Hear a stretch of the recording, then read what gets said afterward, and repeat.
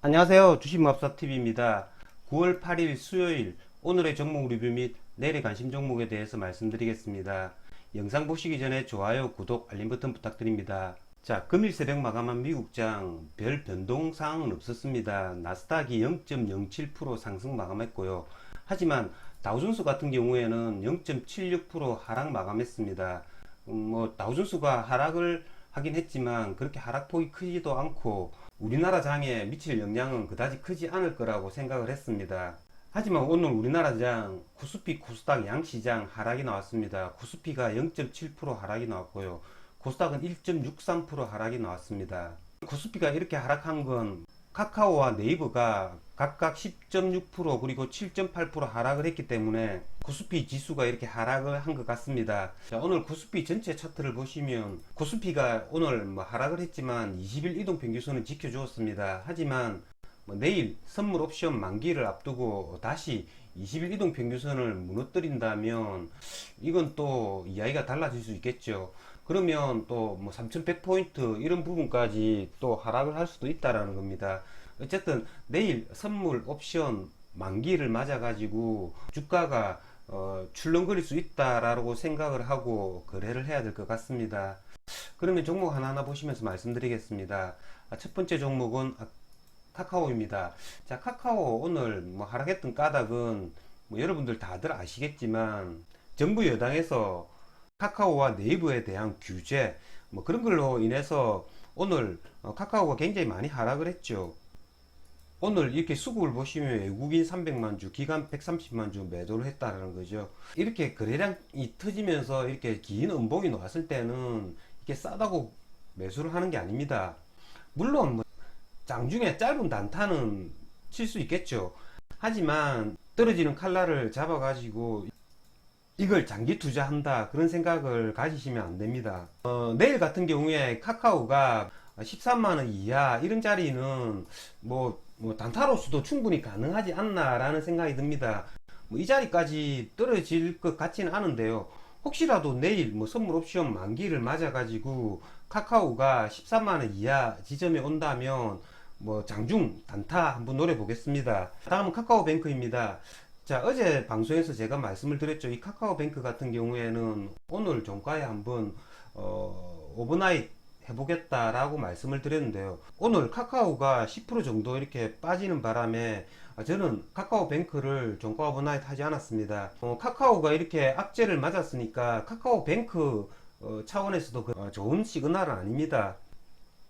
어쨌든 카카오뱅크가 그러니까 금요일부터 코스피 200에 편입이 되죠. 일단은 코스피 200에 편입되고 난 이후에 이런 7만원짜리 이런 7만원짜리를 얘가 카카오뱅크가 지켜줄 수 있는지 여부를 보고 다시 종가 오브나잇 생각을 해봐야 할 것 같습니다.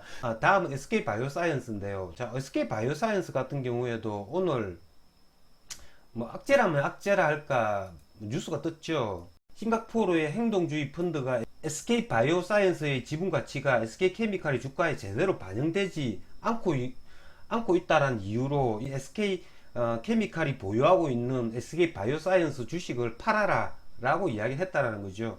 이걸 팔아라고 이야기를 한 거지 지금 물량이 나온 건 아니죠.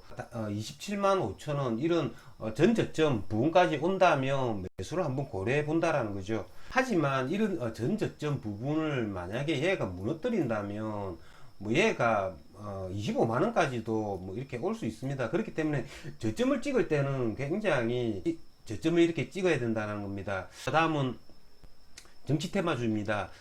윤석열 관련주인데요. 자, 윤석열 관련주들 시간에 대부분 이렇게 크게 많이 상승을 해 주었습니다. 윤석열 관련주의 대장이라고 할 수 있는 애니능률 같은 경우에는 시간에 상한가를 갔죠.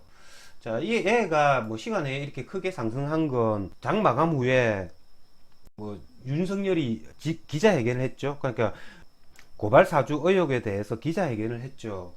사실무근이라고 이야기를 하고 있고요. 그리고 정면 돌파하겠다라는 그런 기자회견을 했다라는 겁니다.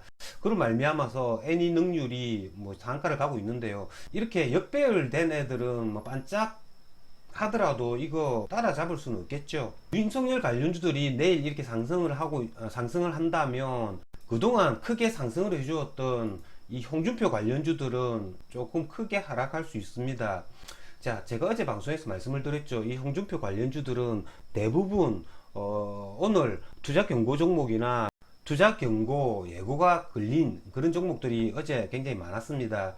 그렇기 때문에 내일 이런 애들이 뭐 크게 하락을 할 수 있다라는 거죠. 크게 상승한 애들은 하락 VI 거래, 그런 거래만 해야 됩니다. 예를 들면 뭐 경남스틸 같은 경우에는 이런 자리죠. 이런 8,400원 이런 자리까지 온다면 내일 당장 이게 이 자리 온다는 게 아니라 내일 뭐 이렇게 음봉을 만들고 그 다음날 이렇게 또 음봉을 만들고 이렇게 점점 하락을 해가지고 이런 8,400원 이런 부분까지 온다면 여기서부터 매수를 시작한다라는 거죠.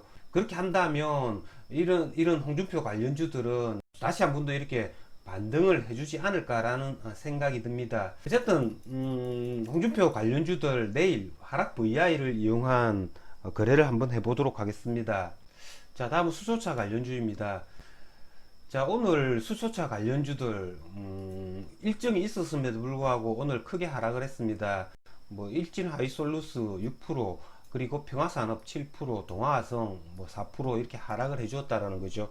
저는 오늘 수소차 관련주들은 거래를 하지 않았습니다. 종가가 이 최저가라는 거죠. 이게 만약에 오전 중에 다시 16,000원 초반대까지 이렇게 하락을 해주었으면 아마도 어제처럼 16,000원 초반대 매수를 했을 겁니다. 하지만 얘가 장 마지막에 이렇게 16,000원 초반대로 하락을 했다라는 거죠.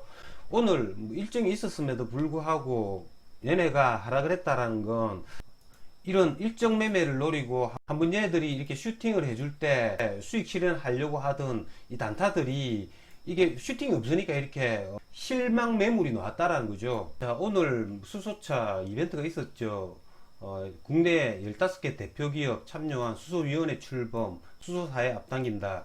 나중에 이렇게 떴음에도 불구하고 이런 애들 뭐 대리어 이렇게 하락이 나왔다라는 거죠. 내일 동화선 같은 경우에는 15,000원대 중반 이런 지점을 지켜줄 수 있는지 여부 그런 거를 보고 이 부분을 지켜줄 수 있으면 얘네들이 이런 이벤트가 있을 때 슈팅을 못 해주었기 때문에 또 후에 이렇게 슈팅을 해줄 수도 있다라는 겁니다. 어쨌든 내일 뭐 동화선 같은 경우에는 15,000원대 중반 이런 부분 지켜줄 수 있는지 여부 살펴보도록 하겠습니다. 다음은 마지막으로 폴드볼 폰 관련주입니다. 자, 저 같은 경우에는 파인테크닉스를 거래를 했습니다. 파인테크닉스 얘가 10일 이동 평균선이죠. 10일 이동 평균선이 이렇게 접했던 12,300원, 350원 요 부분에 매수를 했습니다. 이걸 매수를 해가지고 저 같은 경우에는 지금 현재 오버나이트 중입니다. 자, 이걸 매수했던 까닭은 폴더블폰 관련주들은 아직까지 재료가 남아있다 라고 생각이 들었고요. 이 11선 부분을 지켜준다면 다시 한 번 더 이렇게 슈팅을 해줄 수 있지 않을까 라고 생각이 들어서 대표주인 파인테크닉스를 매수를 했습니다. KH 바텍 같은 경우에도 이렇게 보시면 10일 이동 평균선을 이렇게 터치를 하고 아래꼬리를 만들고 이렇게 양봉을 만들었다라는 겁니다. 그 이야기는 이런 애들이 다시 한 번 더 이런 자리에서 다시 한 번 더 슈팅을 해줄 수 있다라는 거죠. 어쨌든 폴더볼폰 관련주는 이렇게 10일 이동 평균선에서 아래꼬리를 만들고 반등을 해주었기 때문에 2차 랠리를 할 수 있는지 여부 그런 관점에서 내일 유심히 살펴봐야 할 것 같습니다. 자, 여러분 내일도 성공 투자하시길 바랍니다. 이상으로 주식마법사TV를 마치겠습니다. 제 영상이 도움이 되셨다면 좋아요, 구독, 알림 버튼 부탁드립니다. 끝까지 시청하신 분들에게는 보유 종목이 급등할 수 있게끔 마법을 걸어드리겠습니다. 윙가르디움 레비오사 감사합니다.